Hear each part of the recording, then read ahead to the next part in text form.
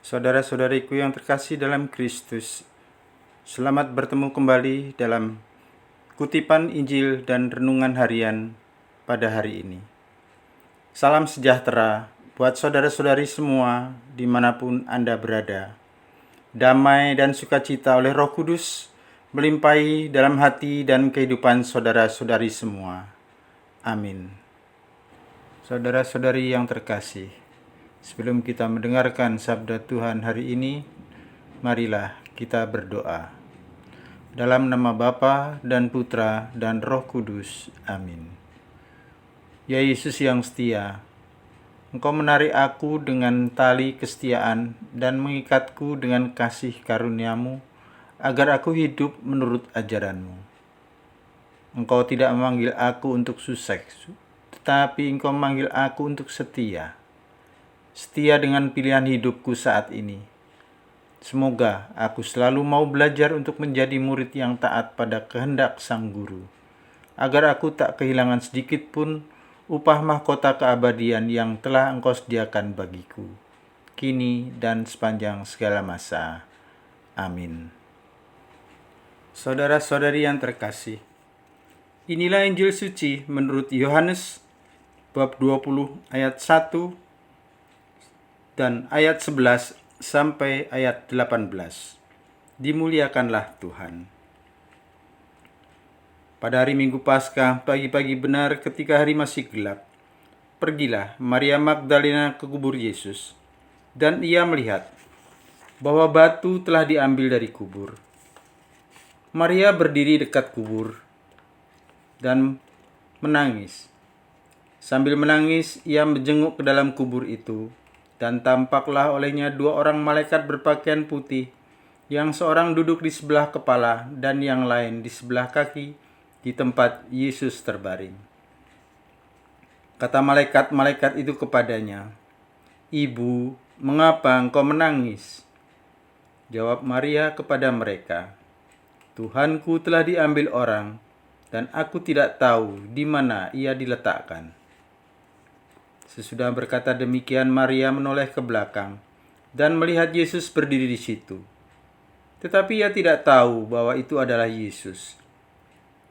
Kata Yesus kepadanya, "Ibu, mengapa engkau menangis? Siapakah yang engkau cari?" Maria menyangka orang itu adalah penunggu Tamar. Maka ia berkata kepadanya, "Tuan, jikalau Tuhan yang mengambil dia, katakanlah kepadaku di mana Tuhan meletakkan dia, supaya aku dapat mengambilnya." Kata Yesus kepadanya, "Maria." Maria berpaling dan berkata kepadanya dalam bahasa Ibrani, "Rabuni," artinya guru. Kata Yesus kepadanya, "Janganlah engkau memegang aku, sebab aku belum pergi kepada Bapa.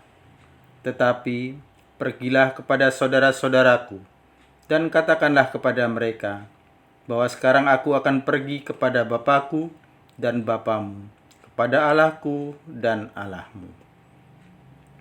Maria Magdalena pergi dan berkata kepada murid-murid, "Aku telah melihat Tuhan," dan juga bahwa Tuhanlah yang mengatakan hal ini kepadanya. Demikianlah sabda Tuhan. Terpujilah Kristus.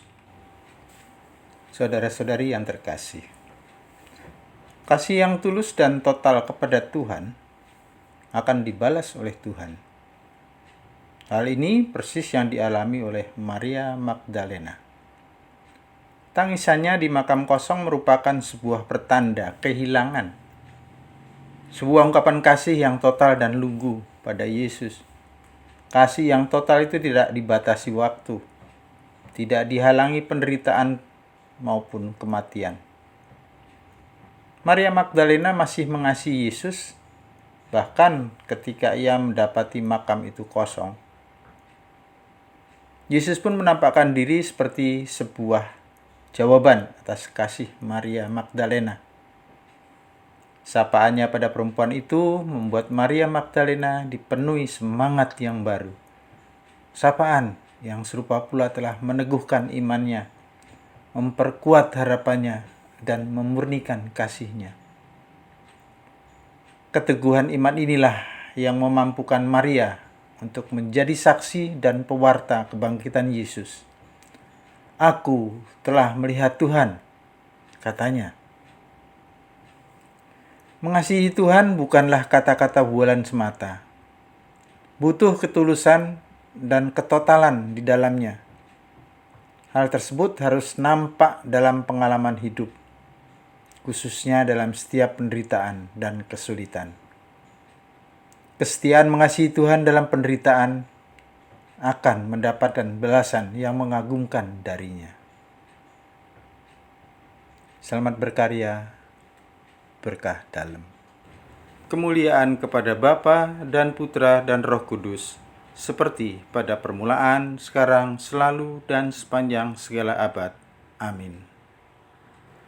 Dalam nama Bapa dan Putra dan Roh Kudus. Amin.